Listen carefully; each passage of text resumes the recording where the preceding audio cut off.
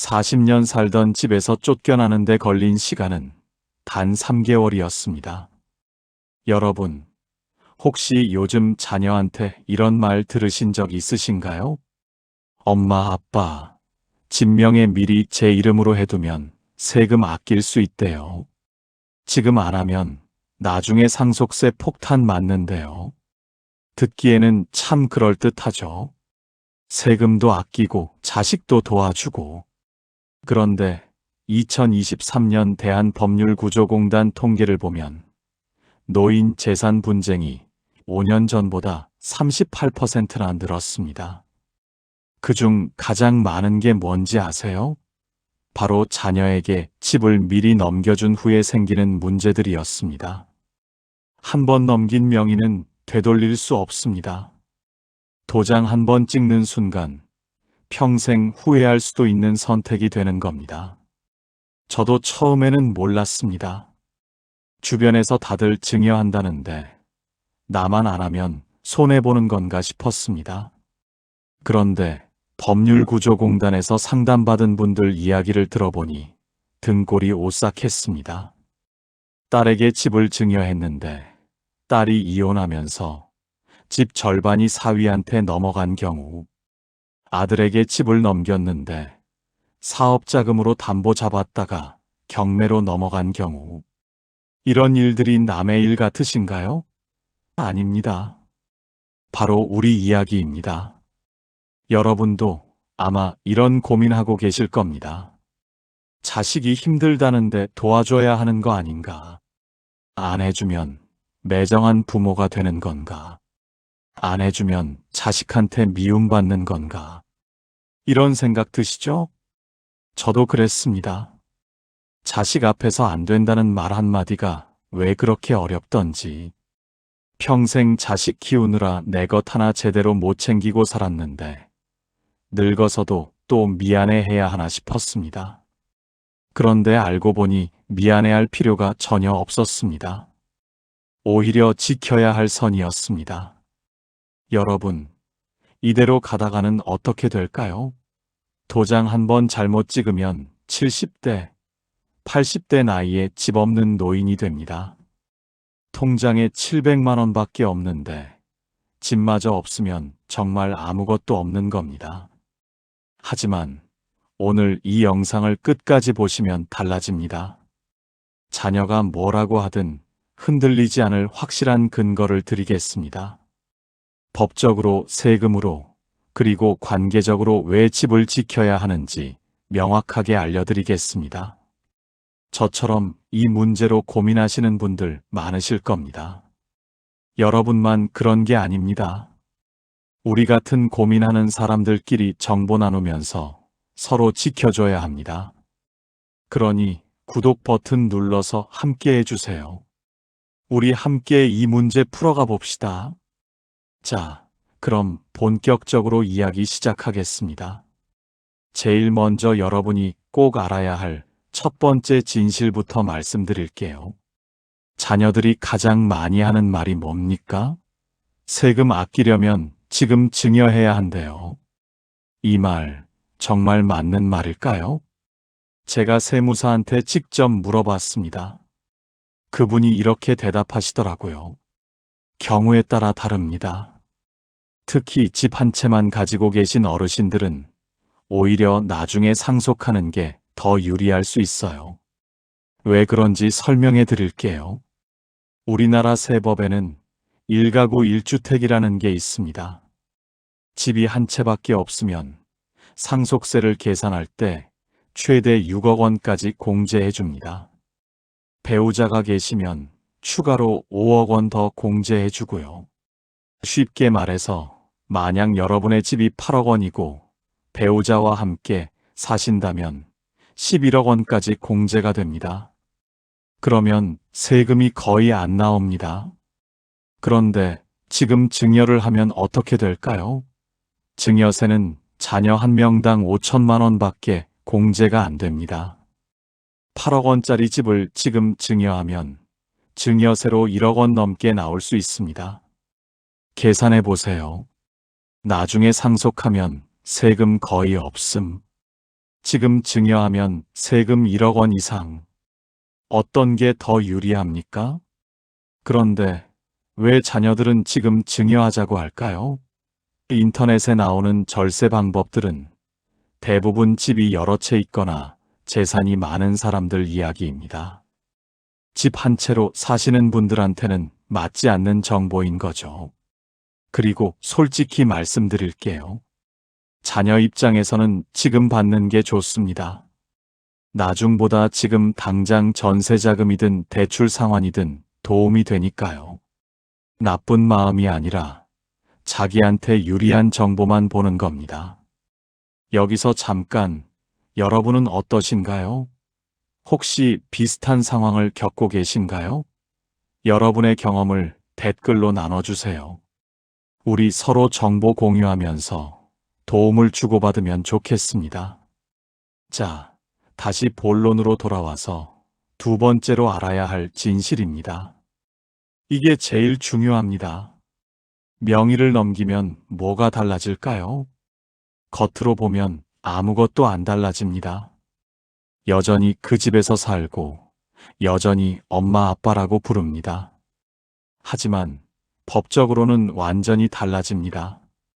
명의가 바뀌는 순간 그 집의 주인은 자녀입니다.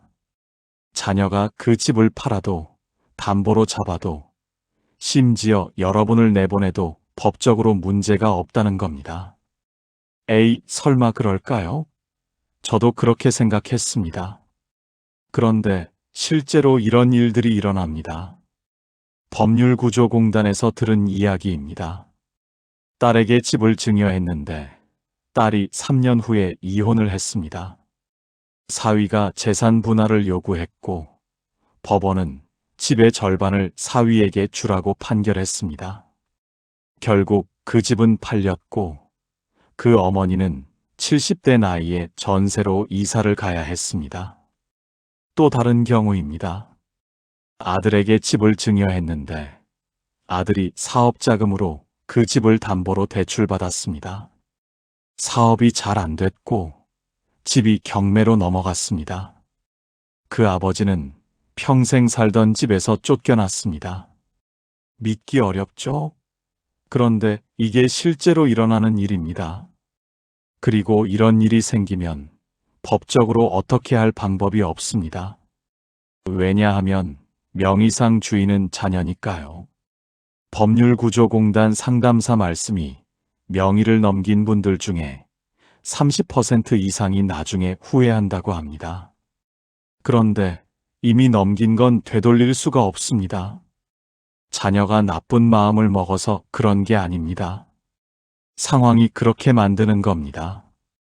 여러분, 이거 하나만 기억하세요. 명의를 넘기는 순간 여러분은 더 이상 그 집의 주인이 아닙니다. 세 번째로 알아야 할 진실은 관계에 관한 겁니다. 여러분은 아마 이렇게 생각하실 겁니다. 내가 자식한테 집을 주면 자식이 고마워하겠지. 우리 관계가 더 좋아지겠지. 그런데 실제로는 어떻게 될까요? 심리학에서는 이런 말이 있습니다. 의존하는 관계는 오래가지 못한다. 부모가 자녀에게 모든 걸 내어주면 자녀는 부모를 당연하게 여기게 된다는 겁니다. 복지관에서 노인 상담을 하시는 선생님 이야기입니다. 집을 미리 넘겨주신 분들이 상담 오시는데 거의 비슷한 이야기를 하세요. 처음에는 괜찮았는데 시간이 지나니까 자녀 태도가 달라지더래요. 처음에는 엄마 아빠 집이나 마찬가지예요. 걱정 마세요. 이렇게 말합니다. 그런데 6개월, 1년 지나면 조금씩 달라집니다.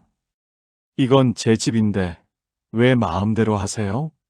전기 좀 아껴 쓰세요. 이런 말들이 나오기 시작합니다. 자녀가 일부러 그러는 게 아닙니다. 법적으로 자기 집이 되니까 자연스럽게 그렇게 되는 거예요. 반대로 집을 안 넘겨주면 어떻게 될까요? 처음에는 조금 서운해할 수 있어요. 하지만 시간이 지나면 오히려 관계가 더 건강해집니다. 서로 독립적이니까요. 부모는 부모 힘으로 살고 자녀는 자녀 힘으로 삽니다. 그러니까 만날 때 더 편하고 더 좋습니다. 의존하지 않으니까 존중할 수 있는 겁니다. 여러분, 자녀를 사랑하는 방법은 다 주는 게 아닙니다. 건강한 선을 지키는 겁니다. 그럼 이제 실제로 자녀가 집을 달라고 하면 어떻게 해야 할까요? 첫 번째, 절대 즉답하지 마세요. 자녀가 아무리 급하다고 해도 절대 서둘러 대답하지 마세요. 이렇게 말씀하세요. 엄마, 아빠가 좀 알아보고 결정할게. 급한 게 아니잖아. 두 번째, 전문가 상담을 받으세요. 대한법률구조공단에 가시면 무료로 상담해 줍니다. 각 구청 복지관에도 재무 상담이 있습니다. 자녀가 데려온 세무사 말만 듣지 마세요. 그 세무사는 자녀 편입니다. 세 번째, 거절하는 법을 배우세요. 이게 제일 어렵습니다. 그런데 지금 여러분이 안 된다고 말하는 건 자녀를 사랑하지 않아서가 아닙니다. 여러분 자신을 지키기 위해서입니다. 구체적으로 어떻게 말할까요? 첫 번째 방법입니다. 너희 마음은 고맙다. 하지만 엄마 아빠는 이 집으로 노후를 준비하려고 한다. 나중에 유산으로 줄 테니까 기다려줘. 두 번째 방법입니다. 세무사한테 따로 물어봤더니 우리같이 집 한 채 있는 사람은 나중에 상속하는 게 더 유리하대. 증여세가 더 많이 나온대. 너희한테도 손해야. 이렇게 말하면 됩니다. 미안해할 필요 없습니다. 그리고 네 번째, 대안을 마련하세요. 집은 안 넘기되 여러분의 노후를 안정적으로 만드는 방법이 있습니다. 바로 주택연금입니다. 주택연금이 뭐냐면요. 집을 담보로 맡기고 매달 연금을 받는 제도입니다. 집은 평생 여러분이 사실 수 있고 돌아가신 후에 집을 팔아서 정산합니다. 남는 게 있으면 자녀한테 갑니다. 예를 들어 8억 원짜리 집이 있으면 70세부터 매달 대략 200만 원 정도 받을 수 있습니다. 국민연금에 더해서 200만 원이면 충분히 여유 있게 사실 수 있죠. 이러면 자녀한테 손 안 벌려도 됩니다. 눈치 안 봐도 됩니다. 당당하게 사실 수 있습니다. 주택연금은 한국주택금융공사에서 운영합니다. 각 은행에 가시면 상담받을 수 있어요. 마지막으로 여러분이 스스로 점검해 볼 수 있는 체크리스트를 드리겠습니다. 첫 번째 질문입니다. 집 말고 다른 노후 자금이 충분히 있습니까? 집이 유일한 재산이라면 절대 넘기면 안 됩니다. 두 번째 질문입니다. 자녀의 재정 상태가 안정적입니까? 자녀가 빚이 많거나 사업을 하거나 경제적으로 불안정하면 위험합니다. 그 집이 담보로 잡히거나 경매로 넘어갈 수 있습니다. 세 번째 질문입니다. 자녀가 결혼했다면 며느리나 사위와의 관계가 좋습니까? 이혼하면 그 집의 절반이 상대방한테 갈 수 있습니다. 이 세 가지 중에 하나라도 불안한 게 있으면 증여하지 마세요. 집은 여러분이 숨 쉬는 날까지 여러분 명의로 가지고 계세요. 자, 이제 마무리하겠습니다. 오늘 한 이야기 정리해 드릴게요. 첫째, 집 한 채만 있으면 증여보다 상속이 세금 면에서 더 유리합니다. 1가구 1주택은 최대 11억 원까지 공제받을 수 있습니다. 둘째, 명의를 넘기는 순간 여러분은 그 집의 주인이 아닙니다. 모든 권리를 잃습니다.